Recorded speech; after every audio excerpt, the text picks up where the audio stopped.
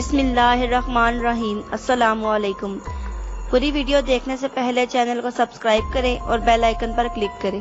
आज हम आपके लिए कहानी लेकर आए हैं सफ़ेद मोती पार्ट 2, मुसन्नफ अली अकबर नाटक। मैं थोड़ी सी जगह बनाकर कुर्सी के चारों पाइयों को देखने लगा, जहाँ मुंह चढ़ाने वाले खलाक के अलावा कुछ नहीं था। किस दर्जे में बैठते हो? उस्ताद जी, अभी तीसरे दर्जे में हूँ। मास्टर फालक साहब पढ़ाते हैं। क्या कुछ पढ़ा? इसका मेरे पास जवाब नहीं था। मैं एक तिनके से महज जमीन कुरेदने लगा और कुछ ना बोला। तुम जानते हो मैं कौन हूँ? मैं इस बात पर भी चुप रहा और उंगलियों से घास की जड़ें उखाड़ने लगा। मुझे यकीन था कि मुझे कल वाले वाक़े की वजह से बुलाया गया है और कुछ ही लम्हों बाद उस बात की पुरस्कश होने वाली है।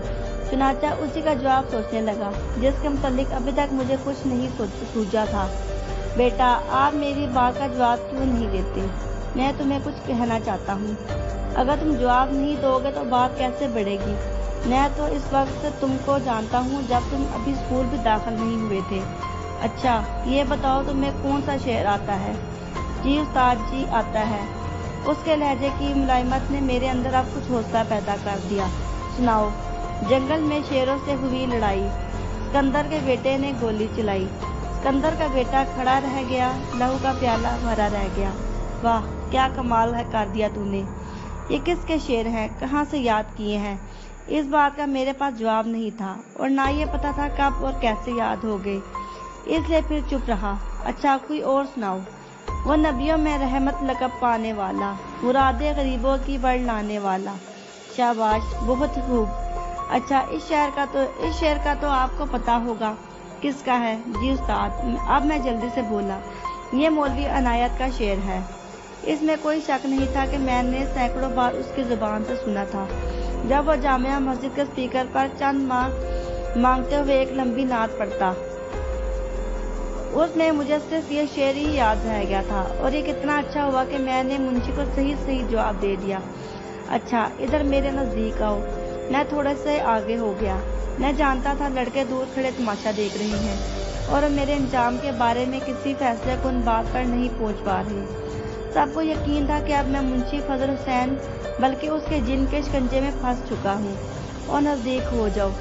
और मैं और नज़दीक हो गया। उसने मेरे सर पर हाथ फेरा और कंधे पर थपकी दी।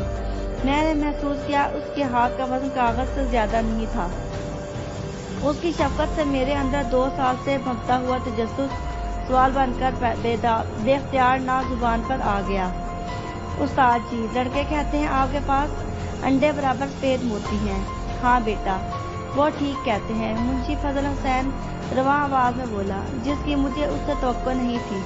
मेरे पास मोती हैं, लेकिन ये कोई उसके देखने का अहल नहीं, इसलिए मैं उसको छुपा के रखता हूँ। क्या तुम कल वो मोती देखने के लिए मेरे पीछे आकर खड़े थे?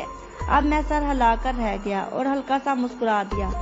अगर मैंने दिखाया और तुम लेकर भाग गए, अल्लाह की कसम नहीं लेकर भागता, मैंने बचकाना इसरार के साथ कहा। वो हंस दिया और जानों से टोपी उठाकर सर पर ले ली। पाँव में जूते अड़सने लगा। ये तैयारी उसके उठने और किसी तरफ जाने की थी। अच्छा, हम एक काम करते हैं, मेरे साथ आओ। लाठी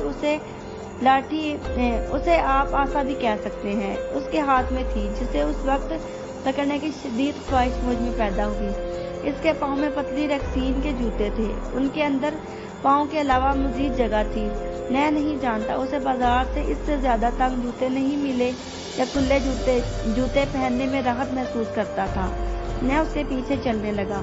मुझे क्या मालूम वो किधर जा रहा था, लेकिन यह सफर उसी के स्कूल के ग्राउंड में होने के बावजूद, जहां मैं रोज दौड़ता फिरता था, आज एक तिलस्माती सा हो गया। मेरी नजरें उसकी लाठी पर थी, जो बगैर आवाज पैदा किए सीधी चली जाती, और मैं ऐन उसके निशानों पर आदतन अपने पाँव रखता हुआ बढ़ रहा था। यह मेरे लिए एक खेल था। मैंने एक ग्राउंड को अबूर किया, फिर दूसरे को, और फिर तीसरे को।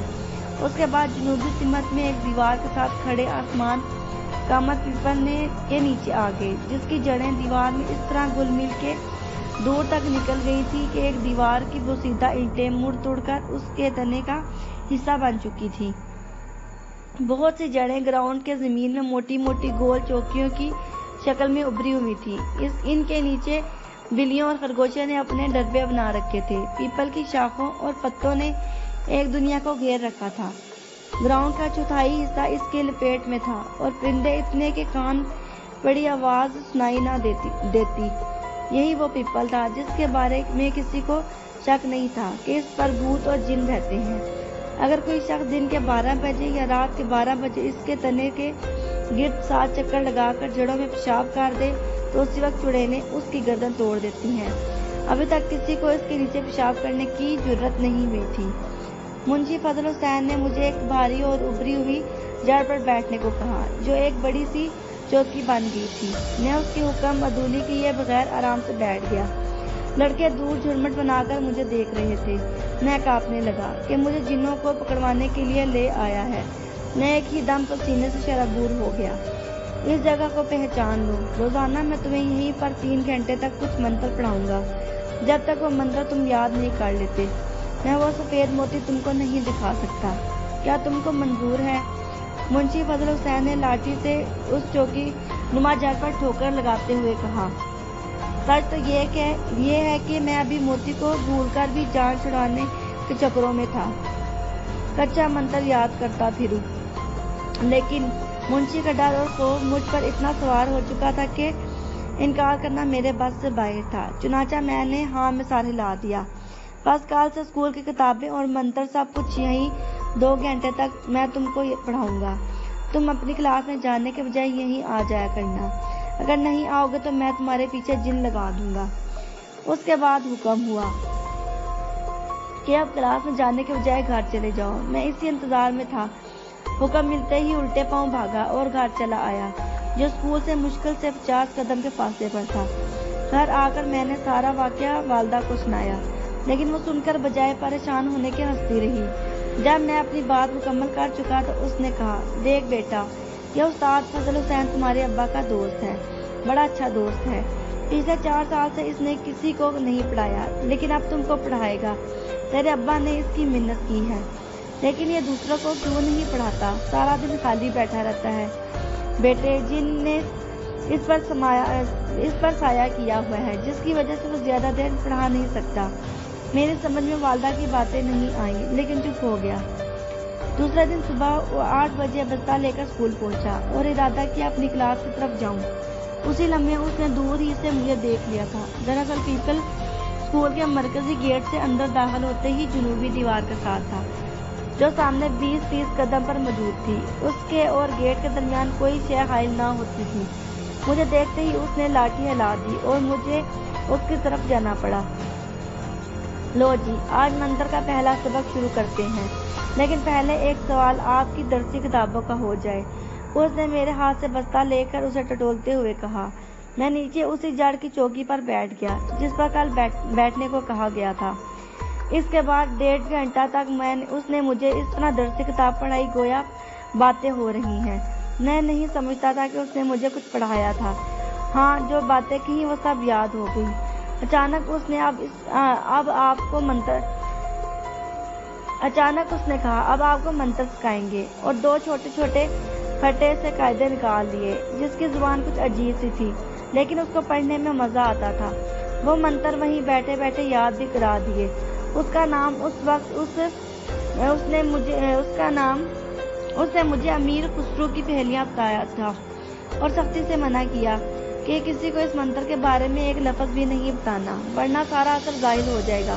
उसने कहा, एक और बात का ध्यान रहे, जिस दिन ये मोती मैंने तेरे हवाले किया उसके बाद मैं जिंदा नहीं रहूंगा, इसलिए पहले तमाम मंत्र सीख लो, फिर मोती लेना, कहीं काम अधूरा न रह जाए। वो जिन तुम पर चढ़ दौड़े,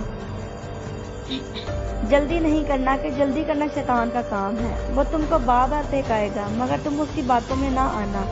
ये बातें जारी थी। इतने में एक तोते ने ऊपर से वो बीट फेंकी कि उस्ताद जी की पूरी नाक और दामन का कुर्ता सुर्ख रंग बीट से भर गया, जिसके अंदर पीपल की कोहलों के छोटे छोटे बीज साफ नजर आते थे। और तेरा सत्यानाश, नालायक, जगह भी नहीं देखते। मुंशी फजल हुसैन ने हश हश करते हुए ऊपर की तरफ देखा। उस्ताद जी, आप फिक्र ना करें, मैं कल गुलेल लेकर आऊंगा, सबको ताक ताक कर मारूंगा। नैन ने मुंशी की खुशामद की और एक मुट्ठी का डेला उठाकर ऊपर फेंका। ना बेटा ना, इनको मारते नहीं, ये परिंदे खुदा की औलाद हैं, इन्हें मारोगे तो खुदा नाराज होगा और वो भी तुम्हें मारेगा। उस्ताद जी, खुदा तो नहीं मारता, नैन ने पहले भी कई बार इन्हें गुलेल से मारा है। अच्छा ये बताओ, तुम्हें कभी बुखार हुआ है? कई बार, एक दफा तो मैं बेहोश हो गया। बस यही खुदा की मार है, वो कोई थप्पड़ों से थोड़ी मारता है। बल्कि कल से तुम एक और काम भी करो, घर से रोजाना एक रोटी इनके लिए लाओ और उसके टुकड़े काट के इनके आगे फेंका करो। हम इनके घर आकर बैठे हैं, उसका मुआवजा भी तो इनको देना है। उस्ताद जी की बात पर मैं खिलखिलाकर हंस दिया। ये कोई और घर थोड़ी है, तो और किसका घर है? क्या कभी तुमने इंसानों को दरख्तों पर रहते देखा है और परिंदों ने कभी मकान बनाए हैं? नहीं तो अगर नहीं तो फिर मेरी बात पर हंसने की क्या तुक है? ये खुदा ने दरख्त इन परिंदों के लिए ही तो बनाए हैं। यह तो इनकी मेहरबानी के हमें साए में बैठने की इजाजत दे देते हैं। अगर हमारे सरों पर ठूंगे मार मार कर निकाल बाहर करें तो हम इनका क्या बिगाड़ लेंगे? इंसान तो इतना कम ज़र्फ है, इन दरख्तों को काट कर अपना साया और इनका घर तबाह कर देता है। बात कुछ मेरी समझ में आ रही थी। बाकी उस्ताद जी सच कहते हैं, इनका ठूंगा बहुत बुरा होता है। मुझे फौरन याद आया, जब मेरी सर की टिंड को अभी 2 दिन ही हुए थे, मैं घर के सहन में खड़ा जलेबी का टुकड़ा खा रहा था तो एक कव्वे ने मेरी टिंड पर बहुत जोर का ठूंगा मारा कि खून निकल आया और जलेबी हाथ से गिर गई, जैसे दूसरों को फौरन चपट कर ले गया था। मैंने कहा, उस्ताद जी, ये कव्वे बहुत बुरे होते हैं, बहुत सख्त ठूंगा मारते हैं। मेरी बात पर मुंशी फजल हुसैन की हंसी निकल गई और वो बोला, इसलिए तो मैं कहता हूँ एक एक परिंदे का नाम याद करके उनको दोस्त बना लो। ये मेरे दोस्त कैसे बनेंगे? ये तो डर के उड़ जाते हैं। जब तुम इनको गुलेल से नहीं मारोगे तो क्या आकर तुम्हारे गले मिले? इतने में तफरीह की घंटी बजी और मैंने ललचाई हुई नजरों से मुंशी की तरफ देखा कि मुझे छुट्टी का कहेगा, मगर उसने एक और काम किया। खुद उठकर खड़ा हो गया और कहा, मेरे साथ आओ। वो मुझे क्यारियों और फूलों के पास ले आया और एक शाख को झुककर उसके ऊपर नहायत खूबसूरत फूल को मेरे सामने किया। ये क्या है? ये फूल है, मैंने फौरन जवाब दिया। और इसकी पत्तियों के अंदर क्या है? फिर मेरा इल्मी सरमाया खत्म हो गया। पत्तियों के अंदर क्या हो सकता है? कुछ भी नहीं था। मैं क्या जवाब देता? नैन ने मुस्कुराकर कहा, कुछ भी तो नहीं। कुछ नहीं है। इसकी पत्तियों के अंदर जो नीले, पीले और गुलाबी रेशे नजर आते हैं वो असल में खुदा की नर्म रूहें हैं, और ये जो